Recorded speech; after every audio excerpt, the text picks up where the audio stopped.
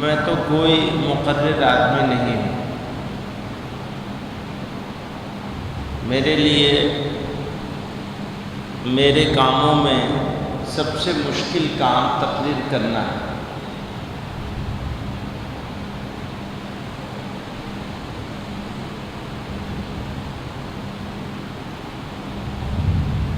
آپ حضرات کے بیچ میں یہاں مجھے کچھ کہنے کا موقع ملا ہے، یہ میری خوش نصیبی ہے۔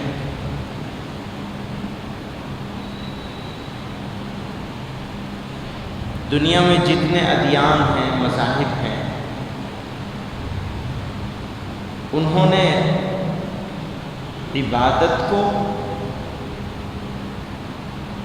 اور معاملات کو،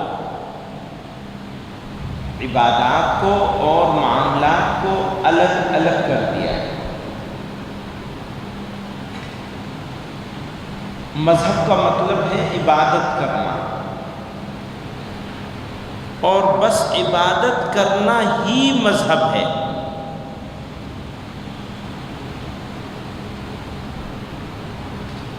کسی کو خدا کا قرب پانا ہے تو اسے دنیا چھوڑنی پڑے گی، اور زیادہ قرب پانا ہے تو اور زیادہ چھوڑنا پڑے گا، اور قریب ہونا ہے تو اور چھوڑنا پڑے گا، جنگل میں جا کے رہنے لگا۔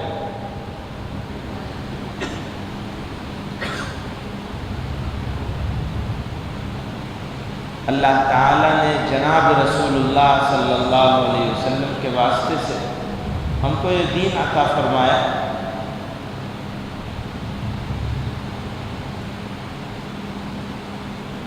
تو ہماری دنیا کو بھی دین کا حصہ بنایا۔ ہم یہ نہیں کہہ سکتے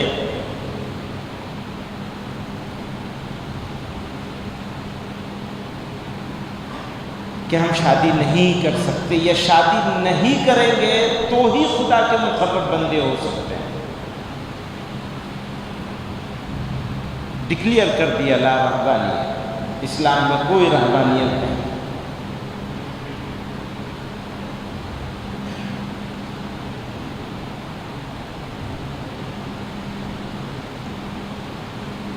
تو جب ہمارا دین ہمارے لیے ہماری دنیا میں بھی ہے اور دین میں بھی ہے، عبادت میں بھی ہے، معاملات میں بھی ہے، تو ایک جامع اصول ہے، جامع زندگی ہے، ایک ایسا طریقہ جس میں سونا، اٹھنا، بیٹھنا، کاروبار کرنا، نوکری کرنا، پڑھنا، لکھنا، سارے معاملات دین کا حصہ ہے۔ اب جب سارے معاملات دین کا حصہ ہوں گے تو ہم ان معاملات کو دین کی روشنی میں دیکھیں گے۔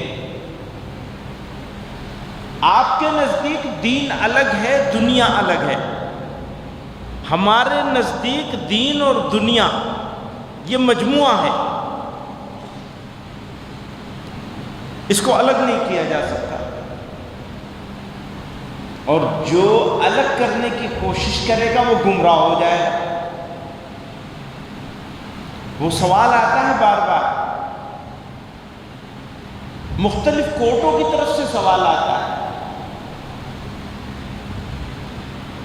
کہ یہ اسینشیل پارٹ ہے اور یہ نن اسینشیل پارٹ ہے۔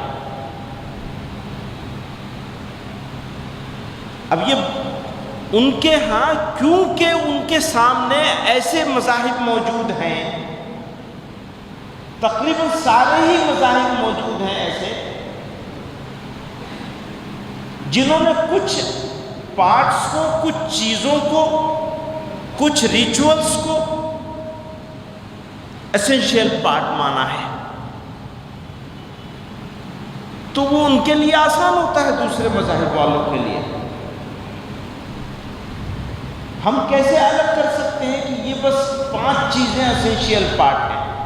دیکھنے میں لگتا ہے کہ یہ 5 چیزیں ہیں جو اسلام کا اسینشیل پارٹ ہے، جو کہتے ہیں نا کہ بنی الاسلام علی 5، 5 بنیادیں ہیں، لیکن 5 بنیادوں کے ساتھ ساتھ کتنی ساری ایسی چیزیں ہیں جن کا انکار کر دیں تو ہمارا ایمان چلا جائے۔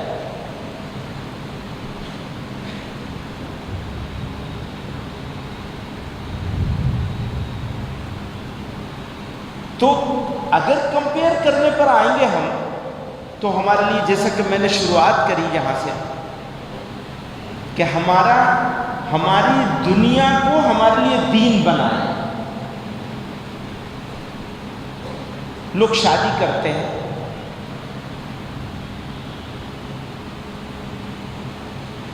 تو مقصد کیا ہے شادی کرنے کا؟ پر اس شادی میں بھی ہمارے لیے ثواب ہے اگر ہماری کیا شرط ہے؟ نیت صحیح ہے۔ تجارت میں بزنس کرتے ہیں لوگ، دنیا والے یہ کہتے ہیں یہ دنیا داری ہے، کاروبار کرنا، پیسہ کمانے کی فکر کرنا، پیسہ کمانے کے لیے کوشش کرنا، یہ ہمارے لیے تو دنیا ہی ہے، دنیا والوں کے لیے تو دنیا ہے۔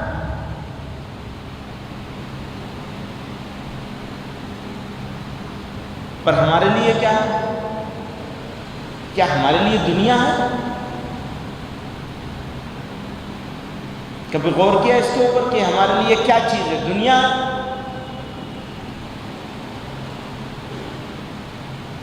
دعا کرنا ہر مومن کا ایک دوسرے کے اوپر حق ہے، ایک مومن دوسرے مومن کے لیے دعا کرے۔ فائدہ کیا ہوتا ہے؟ فائدہ یہ ہوتا ہے، ہمارے حضرت تھانوی رحمۃ اللہ علیہ نے فرمایا کہ اگر تم دوسرے کے لیے دعا کرو گے تو ایک فائدہ تو ضرور مل جائے گا۔ ایک فائدہ تو وہ ملے گا جس کا وعدہ کیا ہے جناب رسول اللہ صلی اللہ علیہ وسلم، کہ ایک مومن جب دوسرے کے لیے دعا کر رہا ہوتا ہے تو اس کی دعا ضرور قبول ہوتی ہے۔ ایک پارٹ ہے یہ بھی۔ دوسرا پارٹ یہ ہے، لیکن جس کے لیے قبول ہوئی ہے اس کو عطا کرنے سے پہلے دعا کرنے والے کو عطا کر دیا جاتا ہے۔ تو اگر دعا قبول کروانی ہے تو اپنے لیے بعد میں کرو، دوسروں کے لیے پہلے کرو۔ اپنے بھائی کے لیے پرابلم کہاں ہوتی؟ بھائی بھائی میں پرابلم ہوتی ہے نا، اب آپ دعا کرنے لگ جائیے۔ اسی کی طرف حضرت نے فرمایا کہ اگر کسی کے بارے میں دل میں حسد ہو، جلن ہو، تو آپ کو اس کے لیے دعا کرنی چاہیے۔ اگر مومن دوسروں کے لیے دعا کرنے لگے تو دل صاف ہوتا چلا جائے گا، مقابلہ ہی ختم ہو گیا نا، ہم تو خیر خواہ بن گئے۔ تو ایک ایسا سماج بنے گا جس کے اندر خیر خواہ لوگوں کی بڑی تعداد ہوگی۔ آج جو سماج میں جو پرابلمس ہیں، ان پرابلمس میں سے ایک بڑی پرابلم ہے جس نے اس سماج کو ملت بننے سے روکا ہوا ہے، وہ کیا ہے؟ دیکھیے، جو کرائسس آتے ہیں نا، تو کرائسس کو پہچاننا ضروری ہے۔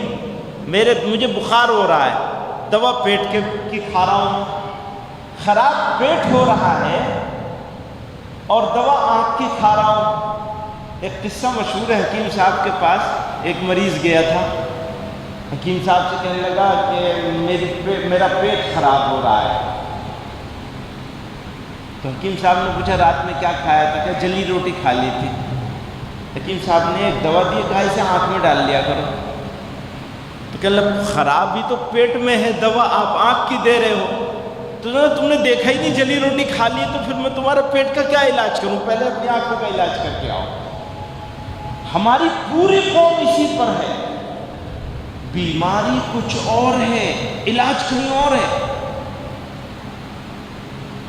تو اگر آپ کو معلوم نہیں ہے کہ آپ کو بیماری کیا ہے، آپ اس کا علاج کیسے کریں گے؟ کرائسس مینجمنٹ کے لیے ضروری ہے کہ کرائسس کو پہچانا جائے. علاج کے لیے پہلی شرط تو یہی ہے کہ علاج کو بیماری کی شناخت ہو کہ بیماری کیا ہے.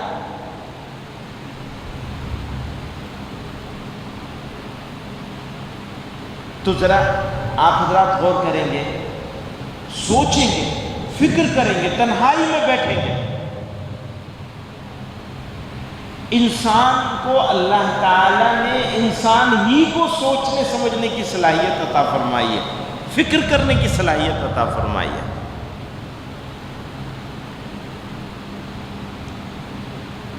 انسان کو ہے نا، اسی لیے تو انسان ہے وہ، ورنہ طاقت میں تو بہت سارے ایسے جاندار ہیں جو انسانوں سے زیادہ ہیں.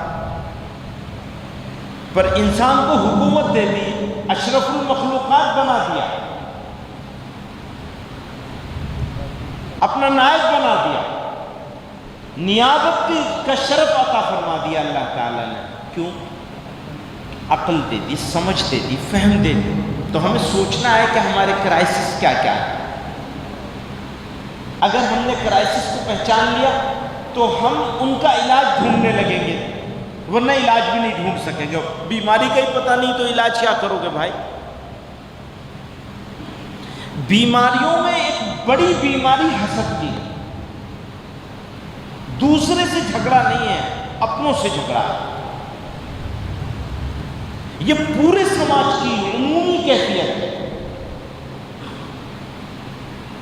اور اس حسد کی وجہ سے اس کے ساتھ جو اس کے بہت سارے بائیو پروڈکٹ ہیں وہ بیگیج لے کے گھوم رہے ہیں، ہم اپنے کندھوں پہ بوجھ لے کے گھوم رہے ہیں. صرف حسد اکیلا نہیں آتا، وہ تکبر بھی لے کے آتا ہے. اپنے آپ کو اپنے بھائی سے بڑا دکھانا ہے مجھے. اب اس کے نتیجے میں بہت سارے انسان ایسے کام کرتا ہے جس کی کوئی ضرورت نہیں کرنے کی. تو آپ کو حسد سے بچنا ہے اور پہچاننا ہے. جس وقت دل میں جلن پیدا ہو اس وقت اس کو پکڑنا ہے. تو علاج کے لیے فرمایا دعا کرو، بھائیوں کے لیے دعا کرو، وہ کہے یا نہ کہے آپ اس کے خیر خواہ بن جائیے. جب آپ اس کے خیر خواہ بن گئے، اس کے لیے دعا کرنے لگے. سب سے قیمتی چیز تو دعا ہی ہوتی ہے بھائی. اللہ میاں کے سامنے ہاتھ پھیلا کے مانگنا، اللہ میاں سے دعا کرنا. آدمی ہمیشہ اپنے لیے دعا کرتا ہے. یہ الگ بات ہے کہ آج کل ہم لوگوں نے اللہ میاں سے دعا مانگنا بھی بند کر دیا. کم تو کر ہی دیا ہے اگر بند نہیں کیا ہوگا تو. سب سے بڑا المیہ اللہ میاں خوش ہوتے ہیں مانگنے سے. ماں بھی ایک وقت ایسا آتا ہے کہ اگر آپ بار بار مانگتے رہیں تو بھگا دے گی بچے کو. ہر 2 منٹ کے بعد جا کے مانگنا شروع کریے. اللہ میاں کو سے جتنا مانگیں گے اتنا خوش ہوں گے. اچھا کون ہے ایسا جو اللہ میاں کو خوش نہیں کرنا چاہتا ہے؟ کوئی جو اللہ میاں کو خوش نہ کرنا چاہتا؟ اور خوش کرنے کی سب سے اچھی ترکیب یہی ہے کہ اللہ میاں سے آپ مانگتے رہیے. مانگتے رہیں گے تو وقت ضرور ملے گا جس میں قبول ہوتا ہے. ایک تو مانگنے والے کی رد نہیں ہوتی، اور پھر بھائی کے لیے مانگیں گے اس کو بھی ملے گا، آپ کو اس سے پہلے مل جائے گا. میں وہاں یہ بات کہہ رہا تھا جہاں سے یہ بات دوسری طرف گئی تھی، وہ یہ تھی بات کہ بھائیوں کے لیے دعا کرنا شروع کریے. اپنے اعزہ کے لیے دعا مانگنا شروع کیجیے. اپنے چہیتوں کے لیے دعا مانگنا شروع، جو واقعی آپ کے چہیتے ہیں. اگر آپ ان کے لیے دعا مانگیں گے تو آپ کو عطا ہو جائے گا. ان کو بھی ملے گا، آپ کو بھی ملے گا.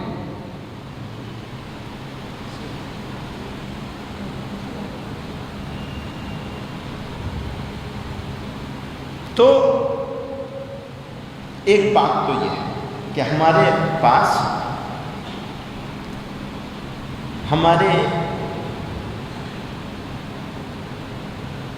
جو رشتہ دار ہیں، دوست ہیں، احباب ہیں، ان کے لیے ہمیں دعا کرنی چاہیے. دوسری بات یہ ہے کہ ہمیں اپنی نیت کو درست کرنا چاہیے. اگر ہماری نیت ٹھیک ہے تو اب اس نیت کو ٹھیک کرنے کے لیے آپ کو وقت نہیں لگانا پڑے گا. مان لیجئے آپ کو کوئی بھی کام کرنا ہے تو اس کے لیے یا تو مال لگانا پڑتا ہے یا جان لگانی پڑتی ہے، وقت لگانا پڑتا ہے. کچھ نہیں کرنا، صرف اپنے اندر جھانکنا ہے کہ یہ کام آپ جو کر رہے ہیں کس لیے کر رہے ہیں، سمجھنا ہے، پہچاننا ہے، جھانکنا ہے، فکر کرنی ہے آپ یہ کام کیوں کر رہے ہیں.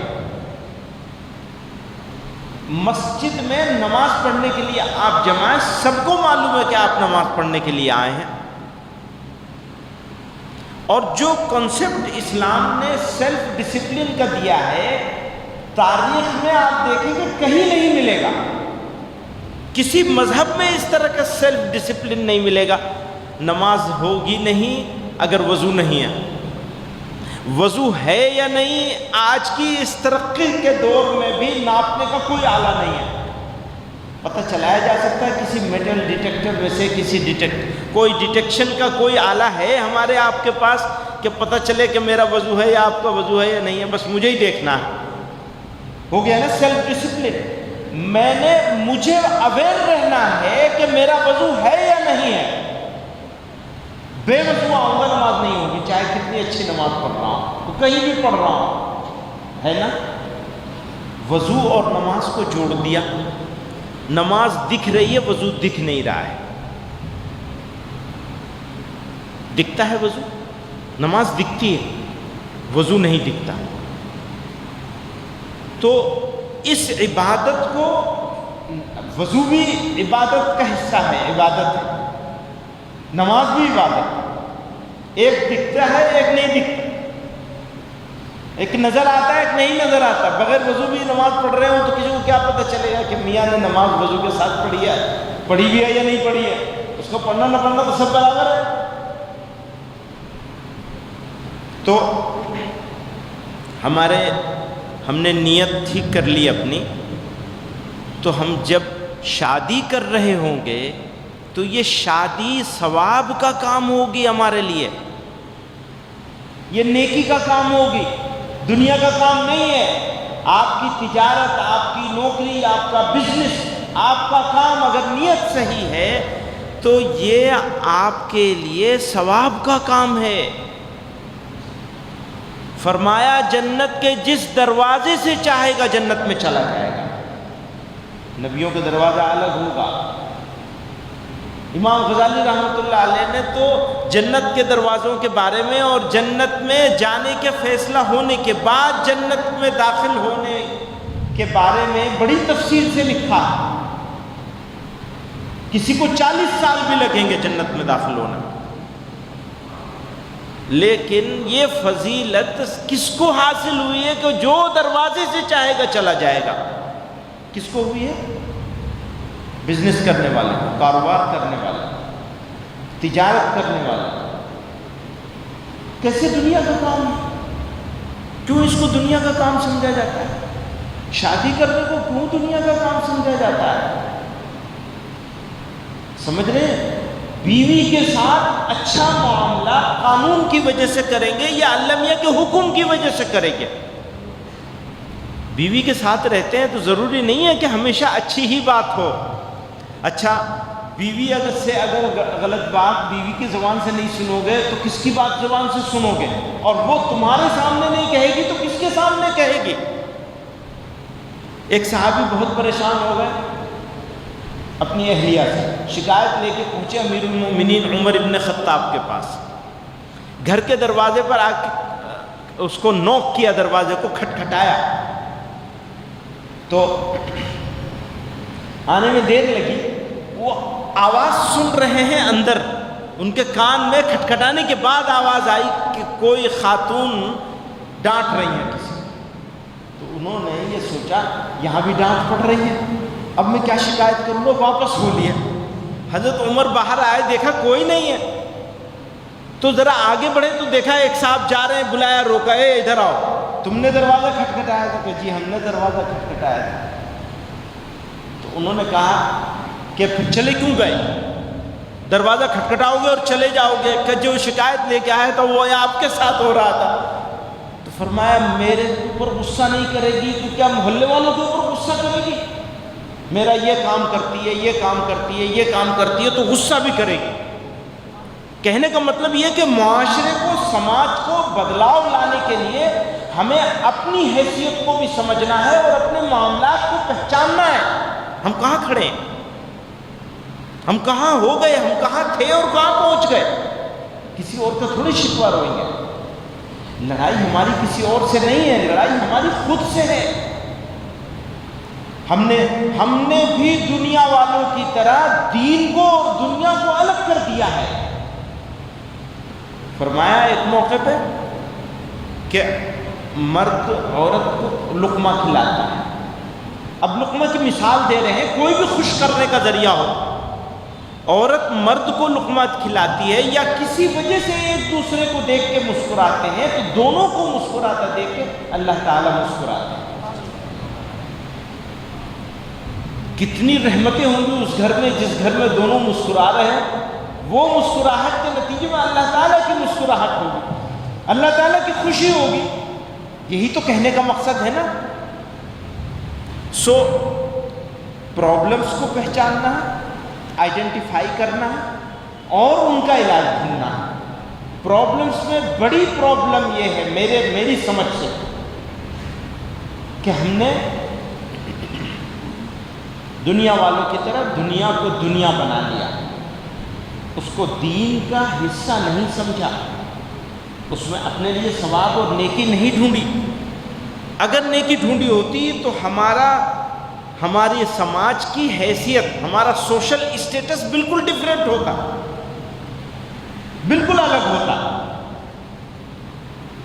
تو یہ ایک بات تھی. دوسرے بات جو میں دوبارہ سے کہہ دوں پھر کہ نیتوں کو درست رکھنا ہے. نیت درست رہے گی تو ہی یہ سارے کام ہمارے لیے دین بنیں گے. اور نیت خراب رہے گی تو جس کو دنیا سمجھتی ہے، دین سمجھتی ہے، ہم بھی دین سمجھتے ہیں، وہ ہمارے لیے دنیا بن جائے گا. نیکی کے سارے کام، مثلا نماز بھی اگر ہم دکھانے کے لیے پڑھ رہے ہیں دنیا والوں کو، چہرے پہ داڑھی ہم نے دنیا کو دکھانے کے لیے رکھی ہوئی ہے تو قبول نہیں ہوگی. اتنے پر جان نہیں چھوٹے گی، سمجھ لیجئے. قبول نہ ہو اور جان چھوٹ جائے تب بھی غنیمت ہے. اتنے پہ جان نہیں چھوٹے گی. یہ جو دکھاوا کیا ہے اس کی سزا ملے گی. کیا ہوگا؟ جو بھی دکھاوا کیا ہم نے اس کی سزا ملے گی. شادی کرنا نیکی کا کام ہے، اللہ اور اس کے رسول کے حکم کو پورا کرنے کا کام ہے. غلط طریقے سے کیا تو سزا ملے گی. میری زندگی، میری جان، میرا مال میرے خدا کی امانت ہے، میں مالک نہیں ہوں. کہاں خرچ کر رہا ہوں، کس طرح خرچ کر رہا ہوں، پروردگار کے سامنے مجھے حساب دینا پڑے گا. بچاؤ نہیں ہے. کوئی یہ سوچتا ہو کہ میرا پیسہ ہے میں نے اس شادی میں خرچ کر دیا، بچے گا نہیں. اور کچھ جرم ایسے ہوتے ہیں جن کی سزا صرف آخرت میں ملے گی، لیکن کچھ جرم ایسے ہوتے ہیں جن کی سزا دنیا میں بھی ملے گی، آخرت میں بھی، دونوں جگہ ملے گی. میرا انفرادی، بس آخری بات ہے، میری انفرادی جرم کی سزا مجھے میرے اللہ تعالیٰ یا معاف کر دیں گے یا سزا دیں گے. خوش ہو جائیں گے کسی اور عمل پہ، معاف بھی کر سکتے ہیں. انفرادی جرم کی، جو میرا انڈیویجول گناہ ہوا ہے مجھ سے. انفرادی کو انگریزی میں کیا کہیں گے؟ انڈیویجول کہیں گے یا کچھ اور کہہ سکتے ہیں، اور کچھ اچھا جملہ ہوگا. اور جو اجتماعی جرائم ہیں،